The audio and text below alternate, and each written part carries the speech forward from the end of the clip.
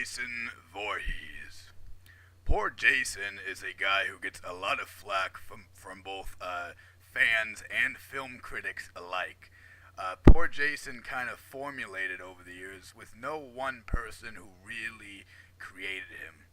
And he just went from filmmaker to filmmaker, and a lot of this is actually something that I consider to be really cool about Jason, is that he formed all by himself. And if you really look hard, there is a really continual streak of interesting story there. And we're going to get into that today because we're going to reappreciate Jason. And we're not going to, talk the same way that, film buffs used to talk about Jason. After this video, you're going to appreciate Jason on a whole new level. Now, the first thing I wanted to get into about Jason is, now, we all know that Freddy Krueger has his burn scars because he was set on fire when he was first killed. Now, one thing I sort of theorize about is that Jason, the adult Jason, cannot talk. He is mute. Because why? He drowned. His lungs filled with water and he can no longer talk. Whenever you hear Jason speaking in the Friday the 13th movies, he is always a kid rather than an adult. When he's an adult, he can't talk. And Kane Hodder's Jason has a special movement where he sort of huffs and puffs a lot. And this is especially valuable because it shows that hard difficulty breathing. And so I think that's amazing. Also, throughout, of course, you have the kill, kill, kill, mom, mom, mom, kill, kill, kill, mom, mom, mom. And it's sort of a faint whisper, and where you're having trouble talking. Again, you have trouble talking. And amazingly, people don't really realize this, but Freddy and Jason are alike in more ways than one. Jason kind of communicates through dreams. He doesn't kill people in dreams, but Jason will appear to people in dreams and visions throughout the series, in gag endings and memory flashbacks and so forth. And again, a lot of people do not take the gag endings seriously. I do. Most of the time, I do take the gag endings seriously. At least in these films, I don't know if you have some bizarre slasher film somewhere else where you aren't supposed to take them seriously, but I take them seriously with Jason. And Jason Takes Manhattan is my favorite Jason film, especially because you see all of Jason's ghostly powers and influences.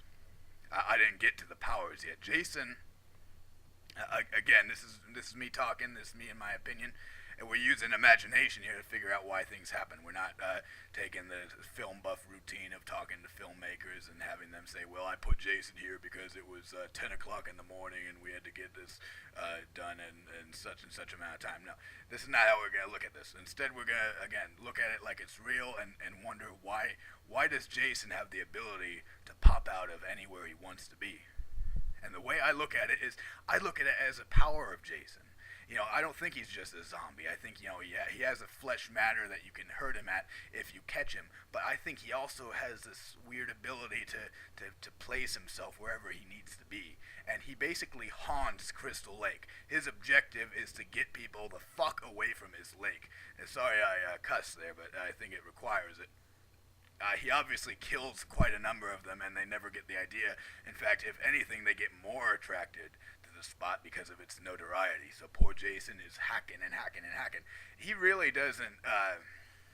He would leave you alone if you weren't at his lake, but because people keep coming to his lake, he has to keep killing them. So he wouldn't be so malicious if people could just sort of give him his distance. And Jason also has powers to use nature or forces around him to resurrect himself. If a boat's passing by, it'll electrocute him awake. Thunder and lightning come from the sky, jolt him awake. He uses the machinery in Jason X. After it's broken and busted up, he somehow turns it on. After his head is blown off, regenerates the head. By the way, we'll have spoilers and stuff in this stuff. So if you haven't seen these movies, don't be listening to this show. And the evil of Jason is all around. Now, one of the hardest stretches for people to accept is Jason Goes to Hell. There's a lot of new plot angles. It's completely understandable if you don't see me eye to eye on this, but I do like the idea of Jason possessing people. The reason I like the idea of it is Jason Goes to Hell answers the big question in everyone's mind. Okay, we've shot him, we've put him axes through his head, we've done this and this and that. What happens if you just blow him absolutely into little pieces and just totally dismembered mayhem body parts all over the place? What happens then? And in Jason Goes to Hell, you get that answer because the mortician guy, eats the heart and then he gets possessed. By the way, the mortician guy was the best possessed person in that movie. And in each of those people who get possessed, with the exception of the last one at the end, that's the one thing I don't like about Jason Goes to Hell. The last person at the end acts like a regular person, but every other person who gets possessed in Jason Goes to Hell, you get to see his personality through a typical human being. Now, in addition to Jason's mask covering his face, Jason also has deformities and injuries that sort of hide his emotions. So there's only a few opportunities that you get to see Jason's thoughts and feelings come through, and that's you get to see it in part 2. No. You get to see it in part 3. Richard Brooker's Jason has some unmasking moments where he's smiling and grinning and chasing women around. You get to see it in Jason. You get to see it in Jason Takes Manhattan with the little kid Jason, little ghostly kid Jason, teasing the girl in her dreams and visions. You also see Jason afraid at the end. And remember I told you about Jason, his voice being plugged up with water after having drowned? Well, at the end of Jason Takes Manhattan, he's coughing up water as he's trying to scream, and he's afraid and stuff. So that's a really cool thing about Jason Takes Manhattan.